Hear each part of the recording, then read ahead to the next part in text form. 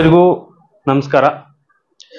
ಇವತ್ತು ಇಲ್ಲಿ ಕಾರ್ಯ ನಿರ್ವಹಿಸ್ತಾ ಇರುವಂತಹ ನಮ್ಮ ವಿಠಲ್ ಸರ್ ಅವರು ಕೋಲಾರ ಗಲ್ಪೇಟೆಗೆ ವರ್ಗಾವಣೆ ಆಗಿದ್ದು, ಅವರ ಒಂದು ಪ್ಲೇಸ್ಗೆ ನಮ್ಮ ಅರುಣ್ ಗೌಡ ಪಾಟೀಲ್ ಅಂದ್ಬಿಟ್ಟು ಗಲ್ಪೇಟೆ ಠಾಣೆಯಲ್ಲಿ ಕಾರ್ಯನಿರ್ವಹಿಸ್ತಿದ್ರು.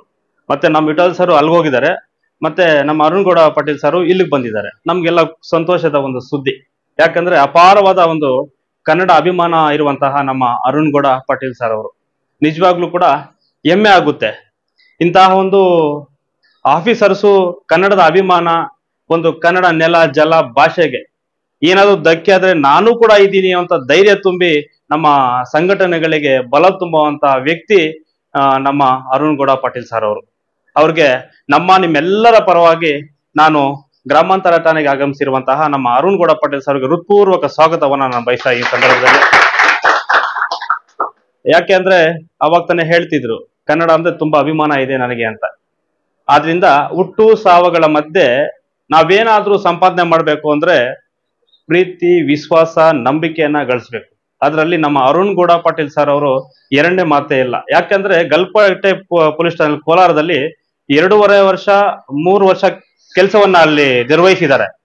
ಯಾಕೆಂದ್ರೆ ಒಬ್ಬ ಆಫೀಸರು ಒಂದು ತಾಲೂಕಲ್ಲಿ ಕಾರ್ಯನಿರ್ವಹಿಸಬೇಕು ಅಂದ್ರೆ ಆ ಒಂದು ಪ್ರೀತಿ, ವಿಶ್ವಾಸ, ನಂಬಿಕೆನ ಎಷ್ಟು ಇಟ್ಕೊಂಡಿದ್ದಾರೆ ಅನ್ನೋದನ್ನ ನಮ್ಗೆ ಗೊತ್ತಾಗಿದೆ. 2.5 ವರ್ಷ ಏನು ಸಾಮಾನ್ಯದ ಒಂದು ಕೆಲಸವಲ್ಲ. ಆ ಒಂದು ಜನಗಳ ಪ್ರೀತಿ, ಅಭಿಮಾನ ಹೊಂದಿರುವಂತಹ ನಮ್ಮ ಅರುಣ್ ಗೌಡ ಪಾಟೀಲ್ ಸರ್ ಅವ್ರಿಗೆ ನಾನು ಕರ್ನಾಟಕ ರಕ್ಷಣಾ ವೇದಿಕೆ ವತಿಯಿಂದ ಹೃತ್ಪೂರ್ವಕ ಸ್ವಾಗತವನ್ನ ಬಯಸುತ್ತಾ, ಅವರ ಒಂದು ಅರುಣ್ ಗೌಡ ಪಾಟೀಲ್ ಸರ್ ಅವರಿಗೆ ಇನ್ನು ಮುಂದಿನ ದಿನಗಳಲ್ಲಿ ಇನ್ನೂ ಉನ್ನತವಾದ ಒಂದು ಸ್ಥಾನ ಸಿಗ್ಲಿ. ನಮ್ಮ ಮೂಡಲಬಾಗಿಲು, ಮುಳುಬಾಗಿಲು, ದೇವರನಾಡು, ಪ್ರಸಿದ್ಧವಾದ ದೇವರನಾಡು ಖಾತೆ ಪಡೆದಿರುವಂತ ನಮ್ಮ ಮುಳುಬಾಗಿಲಿಗೆ ಆಗಮಿಸಿರೋದು ನಮ್ಮೆಲ್ಲರ ಒಂದು ಸಂತೋಷ ಸುದ್ದಿ ಅಂತ ಹೇಳ್ಬೋದು. ಈ ಒಂದು ಗ್ರಾಮಾಂತರ ಠಾಣೆಯಲ್ಲಿ ಹಲವಾರು ಹಳ್ಳಿಗಳು ಈ ಠಾಣೆಗೆ ಒಂದು ಸೇರ್ತವೆ. ಆ ಒಂದು ಹಳ್ಳಿಗಳ ಒಂದು ಸಮಸ್ಯೆಗಳು, ಹಳ್ಳಿಗಳ ಒಂದು ಬಗೆಹರಿಸುವ ಒಂದು ಯಾವ್ದೋ ಒಂದು ಗಲಾಟೆ ಇರ್ಬೋದು, ಏನೋ ಒಂದು ಸಮಸ್ಯೆ ಇದ್ರು ಕೂಡ ಅದು ಖುದ್ದಾಗಿ ಭೇಟಿ ನೀಡಿ ಕೋಲಾರದಲ್ಲಿ ಮಾಡಿದ್ದಾರೆ. ಅದೇ ರೀತಿ ನಮ್ಮ ಮುಳಬಾಗಿಲು ತಾಲೂಕಿನಲ್ಲಿ ಒಂದು ಸಮಸ್ಯೆನ ಬಗೆಹರಿಸಿ, ಒಂದು ಸಮಸ್ಯೆಗಳನ್ನ ತುಂಬಾ ಹಲವಾರು ರೀತಿ ಅದನ್ನು ಬಗೆಹರಿಸಿ ಮುಂದಿನ ದಿನಗಳಲ್ಲಿ ಎಲ್ಲರ ಒಂದು ಸಂಘಟನೆಗಳು, ಎಲ್ಲ ಒಂದು ಜನಸಾಮಾನ್ಯರು ಒಂದುಗೂಡಿಸ್ಕೊಂಡು ಹೋಗ್ಲಿ ಅನ್ನೋದೇ ನಮ್ಮೆಲ್ಲರ ಆಶಯ.